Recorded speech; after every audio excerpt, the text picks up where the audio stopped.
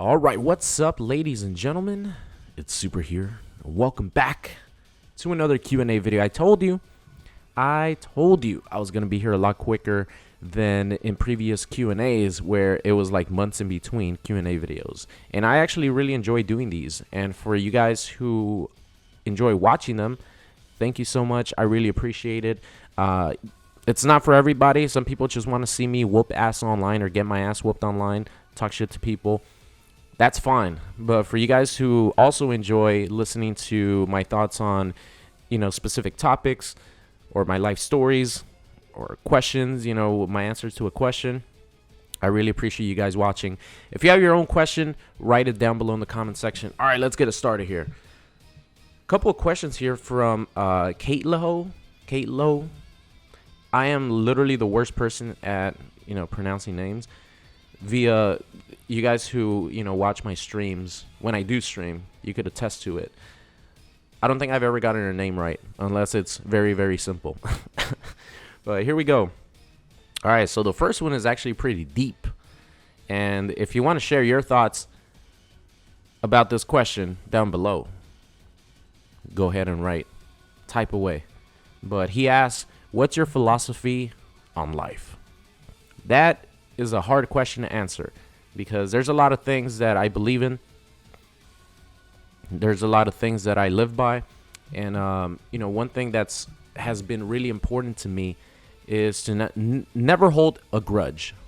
No matter what the person does to you, how fucked up it is, how much it hurts at the time, I don't hold any grudges. Because I feel that it makes you a bitter person. It makes you an angry person whenever you hold grudges versus people or when you hold grudges in general. So I used to, trust me, everybody does. But the older that I've gotten, the more I've realized that holding grudges just makes you a bitter person inside. So I don't hold any grudges anymore. Another thing that I believe in is you have to feel comfortable and be happy being alone. And for some people who are like social butterflies out there who can't fathom the thought of, for example, me, Sunday through Friday, sitting on my computer watching YouTube videos, editing videos, recording, watching Mob Psycho 100 for the 100th time in a row, watching 2.5 Men, just watching these shows that I like over and over again, watching The Excellent Adventures of Gutex and Mike Ross, just sitting here by myself all day, all night. Some people would go absolutely insane not having interactions with other people. I'm not talking about like parents because, I interact with my mom, I interact with my brother, I interact with friends like texting. But some people would not fathom the idea of, man, you don't go out like at all those days. And it's something that I really, really cherish and enjoy, which is being alone. And that's one of the reasons why I rarely do any collab videos with anybody, because I just like doing things by myself. I'm a loner. I like doing things alone. Now, that doesn't mean that I don't like talking to people, because Friday nights, Saturday nights, some Monday nights, depends on my mood, I'm going out and partying like a motherfucker. I'm going out, getting my drink on, talking to people, hitting on girls, nonstop, dancing. I love interacting with people. But I like having my own space even more. And that's probably the reason I'm single, because I just like being by myself. I like being in my own headspace. I like being, not having to do anything for anybody else other than myself. I don't know if that sounds selfish or not. That kind of sounded a little bit. But pretty much my advice is just learn how to be happy with your own self and just being by yourself, because it actually helps you in the long run whenever, you do go out. It makes you even happier. At least in my opinion, that's what I found. So I don't know those are like two things that I strongly believe in. I don't know what else I could add for. My philosophy on life is just have fun, don't hold any grudges, and learn how to enjoy your own company. All right, so next question here is, what inspired you to make your channel primarily fighting games? The reason why my channel is primarily fighting games is because I tried to be a Call of Duty content creator for 5 years, and it worked out pretty good. You know, I got up there. I never got up there as far as being one of the top like Call of Duty sniping channels, but people knew who I was, and that's just very important. Just if somebody knows who you are, even though they might not follow your stuff or anything, as long as they know who you are, that's very important. So my channel is primarily built to be a Call of Duty channel because my favorite content creators back in the day were Call of Duty content creators, Call of Duty snipers. And I tried that for 5 years up until 2015 when Mortal Kombat X came out. And then I'm like, okay, I've always been a Mortal Kombat fan. I'm like, okay, let me give this a try. I gave it a try. I really fucking enjoyed it. It was the perfect storm of good luck because not only was I like itching to play a new Mortal Kombat game, but it was, in my opinion, the best Mortal Kombat game of all time that came out, and I was slowly getting better at it. I was getting good at it. And when I was uploading videos, the views were going up and up and up and up and up. Because back then, there weren't a lot of Mortal Kombat content creators at the time. Maybe like a handful, honestly, that had like a decent sized channel. And my channel was already almost at 100,000 views. So the fact that my Call of Duty history and building up that audience actually really helped me out in the search engine to get pushed up to help me get those views that I got when Mortal Kombat X came out. And I just really fell in love with the game. And that's why I primarily made my channel fighting game channel, because I don't really play any other games. I don't play any games. In my free time, I don't play any games. No games at all other than fighting games. So that's why my channel is primarily fighting game channel, because I really don't play any other games. All right, last question here. What do you still want to do before you die? One thing that I've always wanted to do is go to Europe and take like a European trip. If you guys remember that movie called Euro Trip, if you guys have ever seen that movie, it's fucking hilarious. But doing something like that with friends and going all over Europe, that's something that I want to do before I die. And I want to do that like soon, because I want to do it when I'm young, and I want to go out there and party with all these different, party in all these different places. That's something that I really want to do. European trip with friends. All right, next question here is from Delete Cabal, and he asks, would you like Krushing Blows to come back in MK12? That's a hard question because I think Krushing Blows really added some style to combos. But at the same time, they added style to combos, but at the same time, they kind of take away from the style of combos at the same time. It sounds stupid, but the combos in MKX looks smooth as hell. They look smooth. They just flow perfectly. The combos in MK11 don't smooth as well. Don't like look as smooth because of the crushing blow animation, but it adds more impact to the combo. So it's a double-edged sword. I feel like it takes away from how like cool and smooth a combo could potentially look, but it adds more power to it.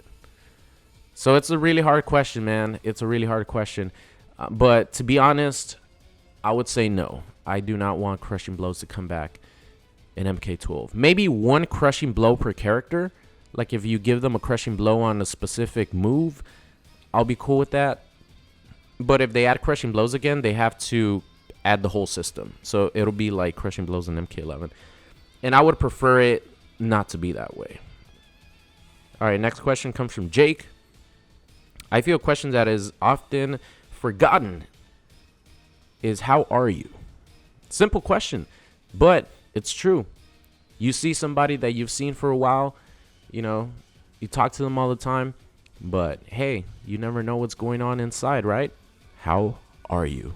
Simple question, but it's a good question. And then he adds, hope you're doing good, both health and mentally. So Jake, thank you for asking. Thankfully, I'm doing a lot better now. I'll be honest, I think everybody's mental health kind of went to the gutter when the pandemic hit, and we were all forced to be locked down for a really long time, not being able to do anything. I think all our mental healths went to the gutter at that point. But again, going back to my philosophy of learning how to be happy being alone, it really, really helped me out throughout the course of the pandemic. I wasn't able to go out and have fun on the weekends and stuff, but other than that, I was doing everything that I would normally do because I would always be alone, you know? So being locked down wasn't really the problem for me. It was more like what was going around with everybody else. You know, a lot of lives were lost. Very, very sad situation. Not only that, but at the time, my mom ended up having like really bad anxiety attacks, and which lasted for like 3 months. Anxiety just creeps up. You never know when it's gonna fucking hit, and it hit real hard, and it actually affected my mental health. See my mom go through that, but now thankfully my mom is doing really, really good, getting better each day, and she's been good since like April. Since we moved to like this new place where we live at, she's been really good. So once I started seeing her get better and better, my mental health started getting better and better. And thankfully, physically, you know, I'm doing great because I love working out. Well, I don't love it. I like the results of working out. But it's always important to do cardio. Keep in mind, ladies and gentlemen, cardio is actually the most important thing because cardio helps strengthen the heart. It helps strengthen your, obviously, your cardiovascular system. You just feel better. Not getting tired going up the stairs. You know what I'm talking about, right? You know what I'm talking about. There's some times where you might be out of shape and you go up a couple flights of stairs and you're not when you do cardio. So, you know, my health has been really good for a while. You know, I try to eat clean for the majority of the week. I do allow myself to cheat because fuck it, man, I'm not getting on a bodybuilding stage anytime soon. I'm gonna eat what I want to eat. I just portion control it. So health is doing good, and my mental health is doing really good now too because I'm able to fucking go out and have fun, and mom's doing better. YouTube channel's doing really well, so everything's doing good. I hope you're doing good, Jake. How are you? Write down in the comment section. How are you doing? All right, next question here. We got a couple more. Comes from Jay. Would there be anything else you would like to do with your channel? Man, because like I mentioned, I do like going out. I've always wanted to like document the like party scene out here in Hollywood. It gets fucking nuts, but you know, to be honest, I don't know about that one. That one might be a little bit of a stretch, but that was more of an idea back in the day for me. Vlogging, you know, I don't really do anything, so my vlogs would be boring as hell. And other than that, man, I don't think in the foreseeable future that I would do anything different. Like video games and gaming is what I enjoy doing, mostly fighting games. But I would definitely be down to try different video games. Like for example, I was thinking about playing Elden Ring because my brother's so excited about it. I know it's gonna be a hard game. I never played any Dark Souls games. I never played Bloodborne or anything like that. So it would be like my first From Software game. And, you know, it looks cool. I like the aesthetics of it.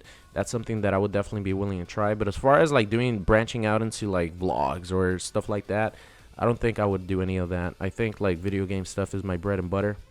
And that's pretty much all I do. Anyways, like I just sit at home, watch.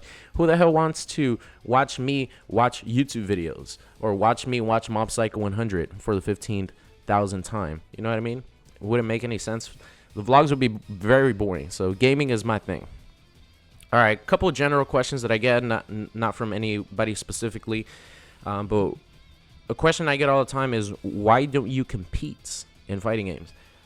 The reason I don't compete is because I'm not a very competitive person, to be honest. I have no desire in competing. I have no desire in competition. I enjoy like competition that I get from people who I fight online, but as far as like going to a tournament or signing up online, going through a bracket, trying to compete for a prize, that's not something that I want to do. And to be a competitive fighting game player or competitive, you know, anything, you have to put in a ton of work. And I'll be honest, I kind of already know the mechanics of the games that I play, so I put almost no time into like practicing or playing. Just because I have it memorized, it's muscle memory at this point. That's why I'm so rusty when I come back to a game after not playing it for a while. But then, you know, it takes me a couple games, and I get right back into where I was. And if I was a competitive fighting game player, that's something that you can't do. You have to be practicing every single day for hours, getting games in with people who are better than you to improve. It's not something that I'm interested in. The only time that I would think about competing is if EVO would come back to like actual in-person EVO, because it gives me an excuse to fucking go to Vegas. And then obviously if I'm in Vegas while EVO's going on, I would probably sign myself up for the whatever Mortal Kombat game just for fun. Whatever the new Mortal Kombat, the new NetherRealm game is, just for fun. But it's mostly an excuse to go to Vegas. That's the only time that I would compete. Last question here. Are you looking forward to Street Fighter 6? So when I'm uploading this video on a Sunday, I think at the end of the night, Capcom Cup is supposed to wrap up, or maybe tomorrow or something. I don't remember. But a lot of people, including myself, are very excited for a potential release or reveal of Street Fighter 6. And am I excited for Street Fighter 6? Fuck yes, I am. I cannot wait. I love Street Fighter. I just didn't really like Street Fighter 5 to play it for years on end. It's been out for what? 5 years?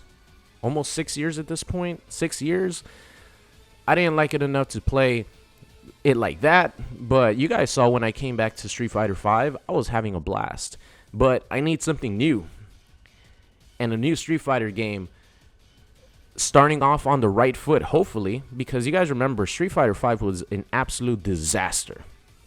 But if Street Fighter 6 steps it up, starts off on the right foot with everything, all the content that is meant to be in the game already in the game, and it looks good, this shit is gonna blow up. It's gonna put Street Fighter back on the map as being, you know, an amazing fighting game. It's definitely gonna help launch the fighting game scene even further if Street Fighter 6 is like good and it looks good and it's a complete package. So I'm really looking forward to the game. Hopefully it gets announced. But anyway, that's gonna be the end of today's video, ladies and gentlemen. Thank you so much for watching, and I'll see you guys next time. What's going on? It's Super here, and thank you guys so much for watching today's video. I hope you enjoyed it. If you did and you aren't subscribed already, make sure you guys do so. And if you want to see some more, there's videos popping up on the screen right now. So thank you guys so much for watching, and I'll see you guys next time.